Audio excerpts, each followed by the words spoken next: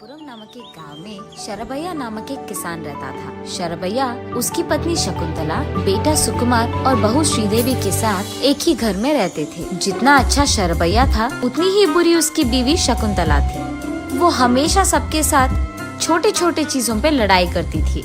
वो इतनी ढीठ थी कि घर पे भी उसका फैसला था कि सब उसी के बात सुने और इसीलिए सब पे चिल्लाती थी। शकुंतला का व्यवहार देख घर में कोई भी उसके व्यतिरेक बात ना कर पाने के कारण एकदम चुप रहते थे। हर रोज शकुंतला उसके पति और बेटे के खेत जाने के बाद उसकी बहू से वो बहुत काम करवाती थी। ऐसे ही एक दिन जब उसके पति और बेटा दोनों खेत जाते हैं, वो अपने बहू को बुलाकर, ओए बहू, आज मुझे बहुत भूख लग रही है, 5 प्रकार के व्यंजन बनकर अभी लाओ। ऐसे कैसे सासू माँ, अभी अभी तो आपने इतने फल खाए थे, आपको फिर से भूख लग रहा है? हाँ, अभी खाई तो मैं वापस नहीं खा सकती हूँ क्या? क्या मुझे भूख नहीं लग सकता? नहीं नहीं सासू माँ, मेरा ये इरादा नहीं था। वो दरअसल। क्या बकबक कर रही हो? मेरे खिलाफ ऐसे बात करने के बजाय जाकर काम करो। जाओ, जल्दी व्यंजन सारे बनाकर मेरे पास लेके आओ।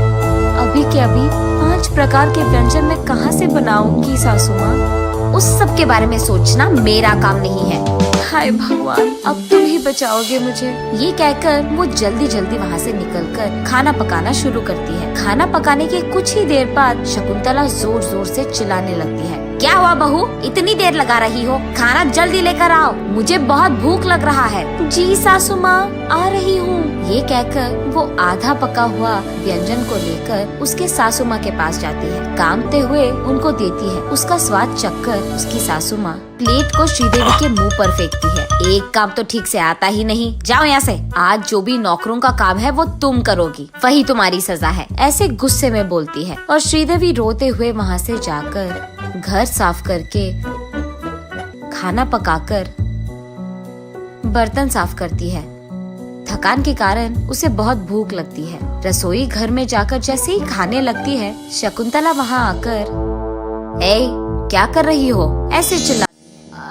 सासू माँ, वो भूख लग रही थी तो मैंने सोचा खा लूंगी। आज तुम्हें खाना नहीं मिलेगा, पहले काम सारे खत्म करो। एक भी काम नहीं करी और खाने आ गई बड़ी, ऐसे कहती है। आज से जब तक मैं कहूँगी तुम खाओगी नहीं और काम रोकोगी नहीं, समझे? ऐसे उसे हुक्म करती है। ऐसा नहीं है सासू माँ, काम तो सारे खत्म हो गए, बहुत कमजोर लग रहा था तो इसीलिए। घर के काम करोगे तो हो जाएगा, बाहर के काम कौन करेगा? आओ, बाहर खड़े पशुओं को खाना डालो, उसके बाद उनके गोबर को निकालकर डस्टबिन में फेंक दो, उसके बाद कुएं से पानी निकालकर पशु को डालो।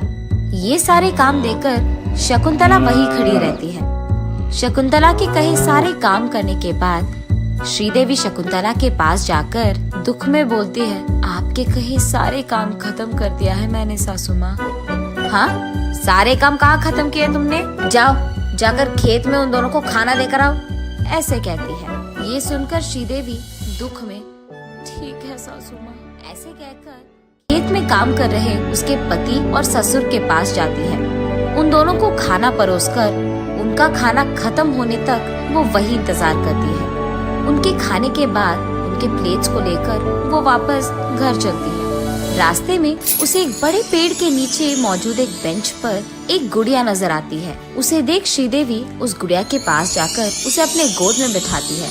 अरे वाह, ये तो बहुत सुंदर है, लगता है कोई उसे यहाँ छोड़ के गया। ऐसे सोचते हुए उसे उसके सारे मुश्किलें याद आती है। हाँ, न जाने क्या है मेरी जिंदगी, क्या से क्या बन गया, न जाने मेरी जिंदगी कब बदलेगी और मैं कब खुश रहूंगी। ऐसे सोचते हुए वहाँ से वो उस गुड़िया को लेकर वापस घर चली जाती है। अगले दिन उसी दुख में उस गुड़िया को अपने गोद में बिठाकर सोचते रहती है श्रीदेवी। इतने में शकुंतला, ए बहू, कहाँ हो तुम?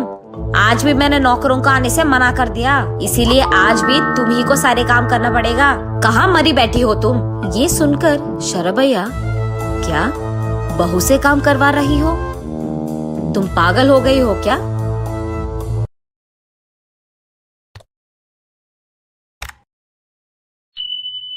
क्या बुआ जी, आवाज ऊंची हो रही है आपकी। दुख हो रहा है कि आपको मैंने काम नहीं बोला? आपको भी बोल दूं? नहीं नहीं शकुंतला, मेरी बात तो सुनो। घर के नौकरों को आने से मना करके बहू से ये सारे काम करवाना अच्छा नहीं लग रहा है। किससे क्या काम करवाना है ये मुझे बहुत अच्छी तरह से पता है। आपको सलाह देने की कोई जरूरत नहीं है।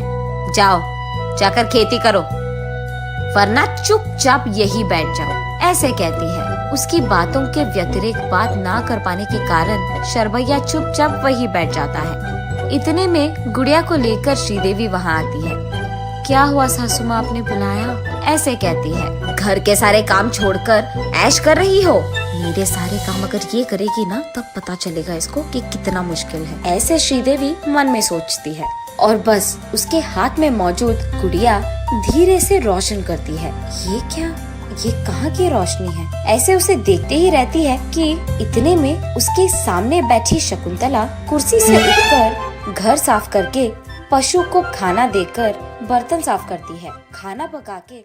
ये सब देख श्रीदेवी को लगता है कि कोई जादू है। एक के बाद एक सारे काम करती हुई उसकी सास को देख श्रीदेवी चौंक जाती है। सारे काम करने के बाद शकुंतला थक जाती है। भूख लगने के कारण वो रसोई घर में जाकर खाना खाने की कोशिश करती है और बस हाथ में उसका प्लेट उसके मुंह पे खुद गिरता है।